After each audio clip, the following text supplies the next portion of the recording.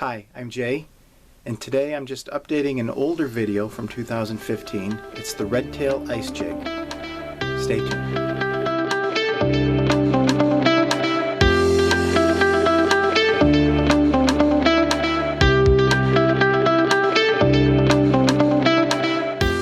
Today we're making an ice jig.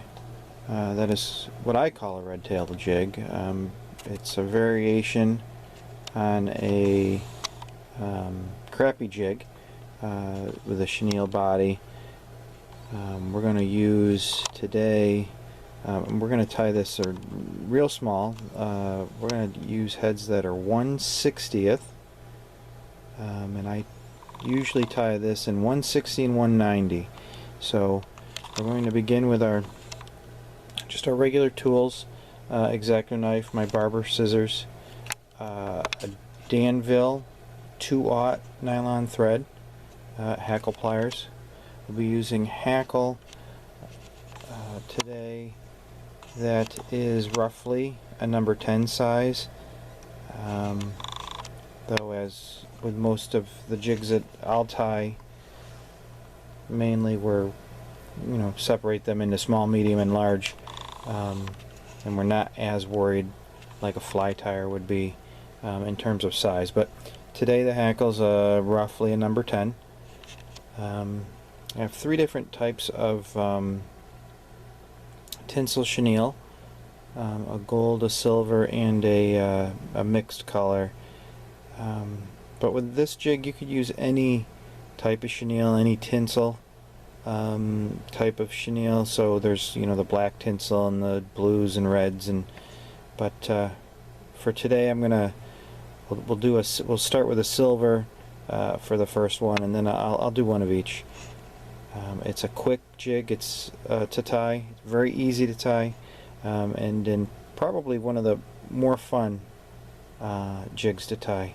And lastly, where this jig gets its name is we're using a dyed turkey quill, red, and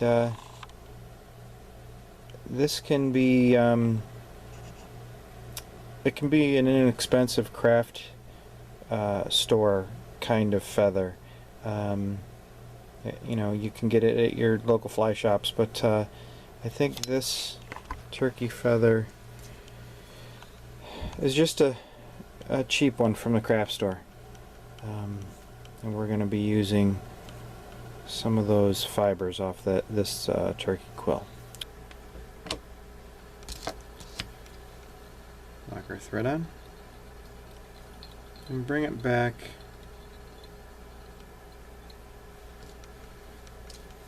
just between the bend of the hook and the point of the hook.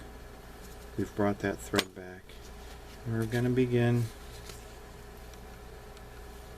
by when I pull these fibers, they kind of strip apart. I'm just going to take at least two or three, but 1,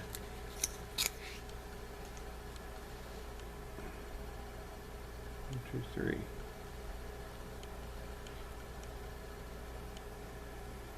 Now these fibers came apart as I stripped them. If they stay together, the tips will line up, but I just restack them together. So 1, 2, 3. I'm going to lay this on top of the jig and let that tail extend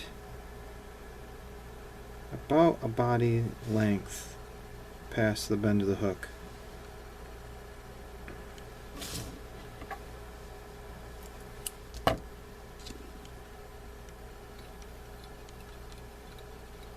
And lock that on.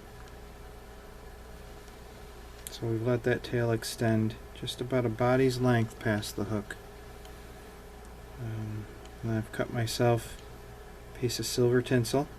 This is made by Danville Chenille Company, and it is a size 1/0, a 1/0 tinsel.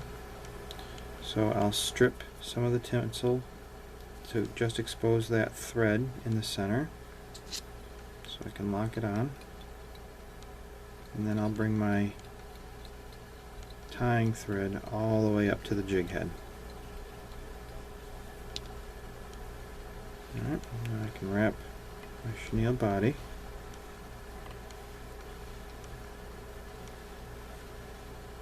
I wrap away from my body as I do this. And my chenille is overlapping just a little bit. I want those silver fibers, the tinsel, to kind of fill in the space where you would, sometimes the thread pokes through. Then we lock that on. I'll trim it. With the silver body, I like using a red saddle hackle for the collar. Size 10, and guys shouldn't get too worried. I have two different, as an example, when I say small, medium, and large, here's two feathers. One's much longer than the other, but it's those fibers, those fingers that stick off from the stem of the feather that is the size that we're looking for. So that's the size. That's a size 10. That's the size that we want. It's about a size 10 compared to this size hook is about the length, a little bit longer, but basically the length of the body of the jig. So I'm going to strip these soft fibers off the end. I trim so there's just a small piece for me to lock on. I lay that right along my thread and I lock it on. So I'll take our hackle pliers. And we're going to give this at least 3 wraps. Sometimes a feather is long enough, you can do 4 for a nice thick collar. But this took 3 wraps and I lock it on. Now my hackle pliers slid off, but I like to keep a hold of that end so I can just take my X-Acto knife and touch it up against and just get that tip off. So it's just the fibers that I have as the collar. And then to finish it off, like with all my jigs, I take a piece of scrap thread in a different color and I fold it in half to form a loop.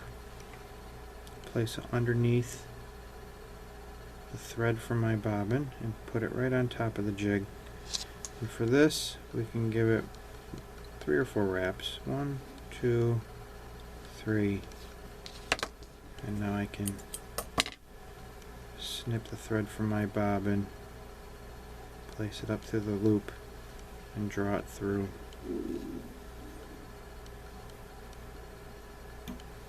To finish this off, again I just use a drop or 2 of my lacquer based Wapsi head cement. Any head cement would work well. Spar varnish, lacquer. I do not like using super glue, as I think super glue, though it saturates the fibers well, makes them brittle. So I stay away from super glue myself, but there you have it. That is an ice jig that will catch panfish all day long.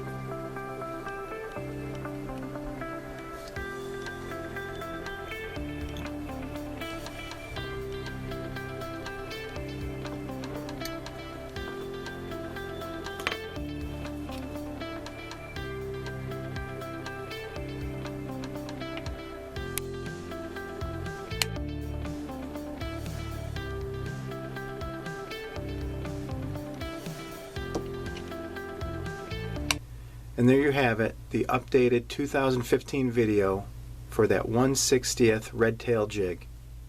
If you liked what we did here today, please like, comment, and subscribe. You can follow me on Instagram at JayIsOutdoorsy. Until next time, tight lines.